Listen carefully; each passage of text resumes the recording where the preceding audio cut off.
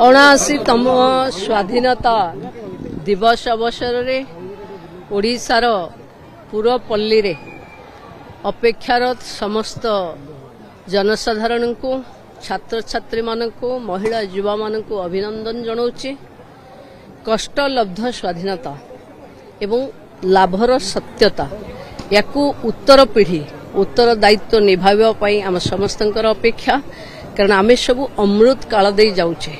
अमृत काल रे विकसित ओडिशा विकसित भारत आम जहां बनैबा उत्तर दायित्व से माने नेबे। आजिर छात्र कालीर युवक एवं समाजर दायित्व निर्वाह करिवे। तेणु छात्र छात्री माने एबेठू स्वाधीनतार सत्य उपरे पुंखानुपुंख भावे सत्यता जानिबा पई मोर अनुरोध।